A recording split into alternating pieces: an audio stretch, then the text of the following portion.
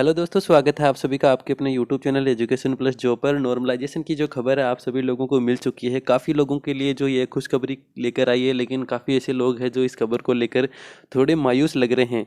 जिनके भी नंबर ज़्यादा बन रहे हैं उन सभी लोगों के बीच में अब डर का माहौल है कि अगर नॉर्मलाइजेशन होता है तो हमारे नंबर जो है वो कम हो जाएंगे। और जो नंबर जिन लोगों के नंबर कम आ रहे हैं उनके बीच में भी थोड़ा इस प्रकार का माहौल है कि किसके कितने नंबर बढ़ने वाले हैं। कौन सी शिफ्ट ऐसी थी जो हार्ड थी, कौन सी इजी थी, क्योंकि सभी लोग अपनी अपनी शिफ्ट को हार्ड और इजी बता रहे हैं। तो आप लोग इस वीडियो को पूरा देखिएगा। मैं आप लोगों को यकीन दिलाता हूं कि आप लोगों को इसके बाद में किसी प्रकार की कोई भी वीडियो देखने की जरूरत नहीं पड़ने वाली है।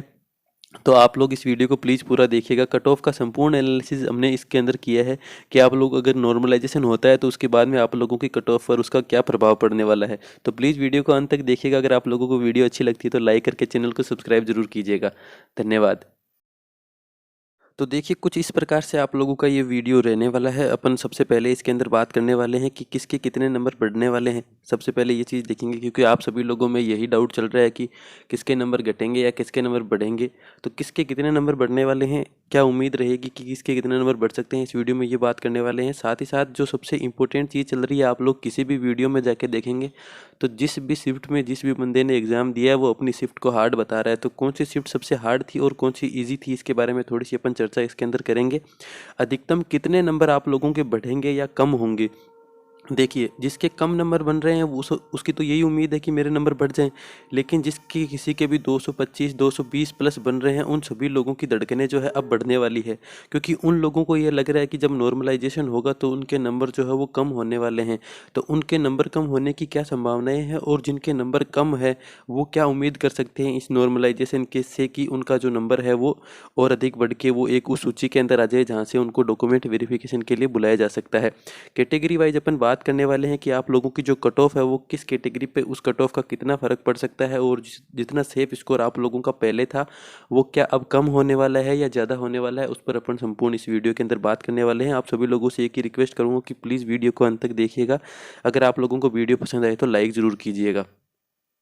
अब देखिए, सबसे पहले क्वेश्चन की अपन बात कर लेते हैं। जो सवाल सबसे ज़्यादा निकल कर सामने आ रहा है कि किसके कितने नंबर इसके अंदर बढ़ने वाले हैं। अगर नॉर्मलाइजेशन हो रहा है अब, जैसा कि विभाग ने बता दिया गया है, तो अब कितने नंबर बढ़ेंगे और वो किसके नंबर बढ़ेंगे। आप सभी लोगों को पता है कि 4 पारियों में एग्ज़ाम हुआ था।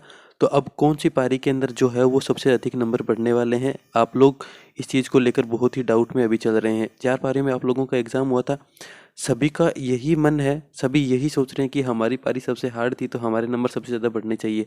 लेकिन जो नंबर बढ़ने की प्रोसेस है, मैं आप लोगों को बता दूं कि जो नॉर्मलाइजेशन इस भर्ती के अंदर होने वाला है, अब जो नॉर्मलाइजेशन इसके अंदर होने वाला है, बोर्ड के द्वारा ये डिसाइड किया जाएगा कि नॉर्मलाइजेशन का मेथड क्या रहने वाला है ना। जब तक इस चीज़ का पता नहीं चलता है कि मेथड क्या रहेगा, किस आधार पर आप लोगों का नॉर्मलाइजेशन किया जाएगा, तो आप ये मान के चलिए कि आप लोगों को कोई भी आइडिया नहीं बता सकता है कि किसके कितने नंबर बढ़ने वाले हैं। क्योंकि 23 तारीख को अधिकतर लड़कियों का एग्ज़ाम था। नंबरों का एवरेज काफ़ी लोग ऐसा कह रहे हैं कि कम है, लेकिन आप लोग हमारे वीडियो के अलग अलग कमेंट बॉक्स में जाके इस चीज़ को देख सकते हैं कि लड़कियों के भी बहुत अच्छे खासे नंबर बन रहे हैं। 200 प्लस, ऐसी बहुत सारी लड़कियां हैं जिनके 200 प्लस नंबर बन रहे हैं। तो आप ये नहीं कह सकते हैं कि लड़कियों के नंबर कम बन रहे हैं। बनिस्पत ये एक ज़रूर चीज़ देखने को मिली है कि 24 तारीख के एग्ज़ाम थोड़े से हार्ड थे, लेकिन लड़कों के होने की वजह से उसका जो एवरेज था, एवरेज नंबर, स्कोरिंग नंबर थे, वो काफ़ी ज़्यादा है। तो आप लोग ये मान के चल सकते हैं कि जब तक आप लोगों को आप मेथड का पता नहीं चलता है कि किस मेथड के आधार पर, कि पेपर इजी होने के आधार पर या किसी शिफ्ट के अंदर नंबर ज़्यादा या कम आने के आधार पर नॉर्मलाइजेशन होगा, उस मेथड के बारे में जानकारी ना होने के अभाव में अभी किसी को कितना नंबर बढ़ने वाला है, किसी को कोई भी इसके बारे में जानकारी नहीं है।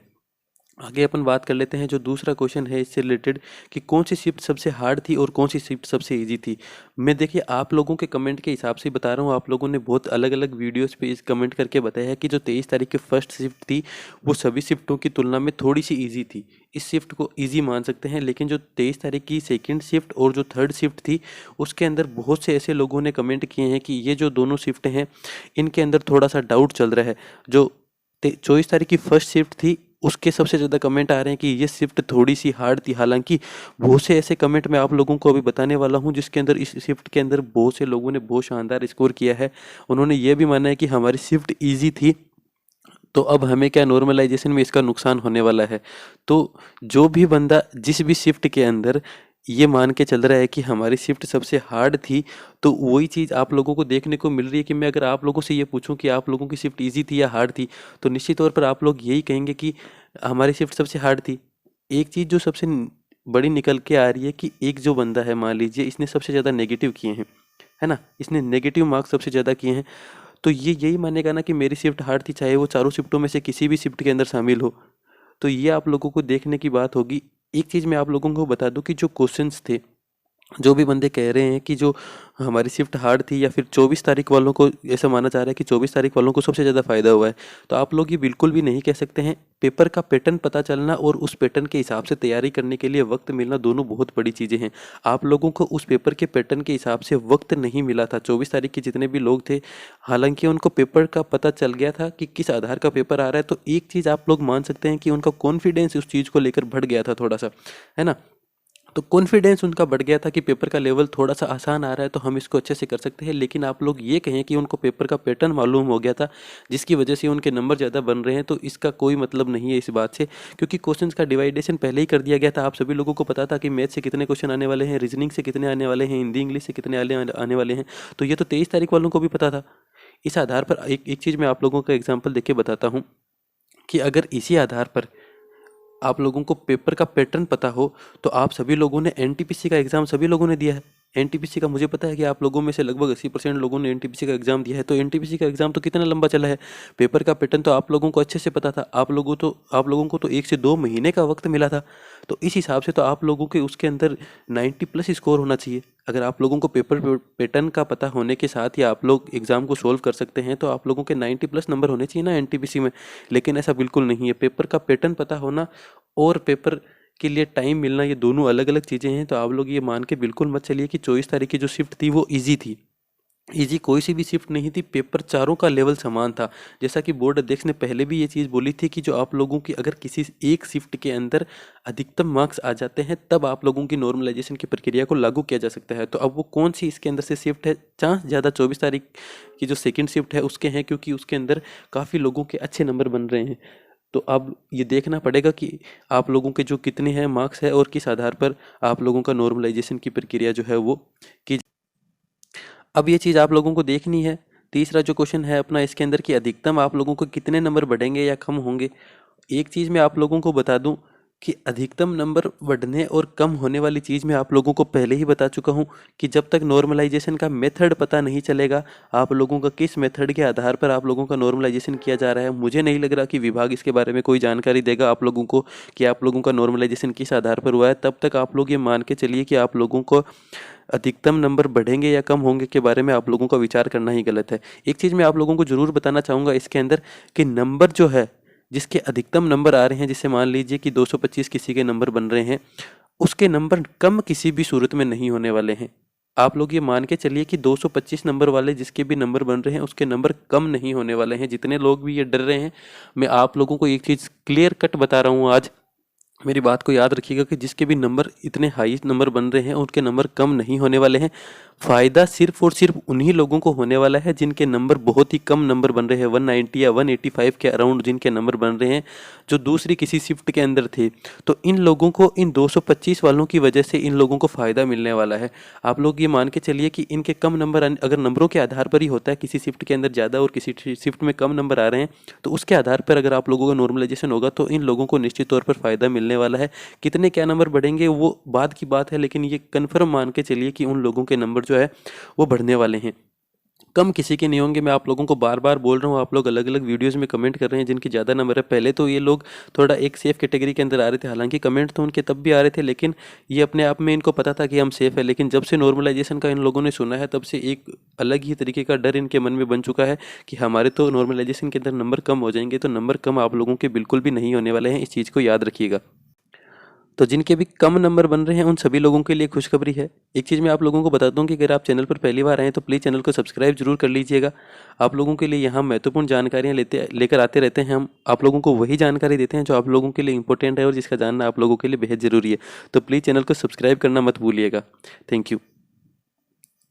आगे बात कर लेते हैं कि इसका जो है कट ऑफ, कि आप लोगों की जो कट ऑफ रहने वाली है उस पर क्या प्रभाव पड़ेगा। आप लोगों की जो कट ऑफ है वो कम जाएगी या ज़्यादा जाएगी। देखिए, दो चीज़ें हैं। आप लोगों को जैसे मैंने पिछली स्लाइड में बताया था कि जिनके नंबर कम है ना, जिनके नंबर कम है उनके नंबर बढ़ने वाले हैं, लेकिन जिनके ज़्यादा नंबर है उन लोगों के नंबर जो है कम नहीं होंगे उन लोगों के नंबर। तो आप लोग कॉमन सेंस लगा के देखिए कि कट ऑफ जो है वो कम जाएगी या ज़्यादा जाएगी। कट ऑफ का अनुमान जो हमने आप लोगों को पहले बताया था उससे कट ऑफ अब थोड़ी कम जाने की संभावना है। हालांकि नंबर कम नहीं होंगे, मैं आप लोगों को बार बार बता रहा हूँ, नंबर जो है आप लोगों के कम नहीं होंगे, जिनके जितने नंबर थे उतने ही रहेंगे। लेकिन अब कम जाने का क्या अर्थ है? कम जाने का ये अर्थ है कि कट ऑफ तो वैसे कम नहीं जाएगा, लेकिन दो चीज़ें इसके अंदर काम कर रही है। हालांकि आप लोग अगर ध्यान से सुनेंगे तो समझ पाएंगे। मान लीजिए किसी के 190 नंबर है, अभी के हिसाब से अगर अपन ओबीसी कैटेगरी की बात करें तो ये कट ऑफ के अंदर शामिल नहीं है। अगर उसके 190 नंबर है तो जो कट ऑफ है अभी के हिसाब से 208 से प्लस हमने बता रखी है और उतने ही रहने की संभावनाएं है। तो इससे इसके अंदर ये शामिल नहीं है। इसको फ़ायदा किस हिसाब से पहुंचने वाला है और कट ऑफ कम किस हिसाब से रहने वाली है? इसके नंबर तो 190 रहेंगे, लेकिन जब नॉर्मलाइजेशन होगा तो इसके नंबर कितने बढ़ सकते हैं, ये संभावनाएं आप लोगों को देखने को मिलेगी। और उम्मीद है पूरी पूरी कि आप लोगों को 10 से 12 नंबर तक का नॉर्मलाइजेशन के अंदर फ़ायदा मिल सकता है। अगर आप लोगों को इतना नंबरों का फ़ायदा मिलेगा तो जो नीचे वाले बंदे हैं वो आगे आ जाएंगे। समझ रहे हैं बात? यानी कि जो 190 के अराउंड बंदे हैं वो आगे आ जाएंगे और जिनके नंबर ज़्यादा है उनके नंबरों के तो अंदर कोई परिवर्तन ही नहीं होने वाला है, वो तो वहाँ के वहीं रहने वाले हैं। तो ये जो बंदे हैं उनको फ़ायदा मिलेगा और वो उस कैटेगरी के अंदर शामिल हो जाएंगे। एक उम्मीद मैं आप लोगों को और बता रहा हूँ कि जो डॉक्यूमेंट वेरिफिकेशन है उसके अंदर हो सकता है कि 1.5 गुना की जगह आप लोगों को अब 2 गुना बुला लिया जाएगा। तो उसके लिए आप लोगों को चिंता करने की आवश्यकता नहीं है। आप लोग तो ये मानिए कि जितने ज़्यादा लोगों को उसके अंदर डॉक्यूमेंट वेरिफिकेशन में बुलाया जाएगा उतना आप लोगों के लिए फ़ायदा है। जैसा कि आप सभी लोगों को पता है कि रिजल्ट में अब थोड़ी सी देरी हो सकती है, तो पटवारियों के लिए तो मैं सबसे अच्छी चीज़ मानता हूँ कि अगर रिजल्ट में देरी होती है तो इससे अच्छा आप लोगों के लिए कुछ भी नहीं होने वाला है। बार बार मैं आप लोगों को ये चीज़ बता चुका हूँ, रीट और एसआई का रिजल्ट अगर आप लोगों का पटवारी के रिजल्ट से पहले आ जाता है तो आप लोगों के लिए इससे अच्छी खबर और कुछ नहीं होने वाली है।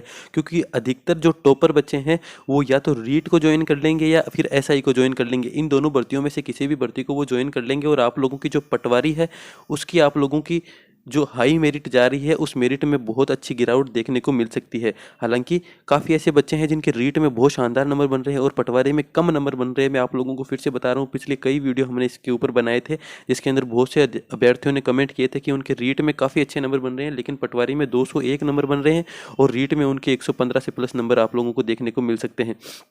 तो ये चीज़ आप लोगों के लिए इम्पोर्टेंट थी कि अगर रिजल्ट में देरी हो रही है तो उसके लिए भी आप लोगों का इसके अंदर कोई नुकसान नहीं होने वाला है, आप लोगों को फ़ायदे की चीज़ ही देखने को मिल सकती है। थोड़ी सी बात कर ले कि आप लोगों का जो रिजल्ट है वो रिजल्ट कब तक आप लोगों का आ रहा है।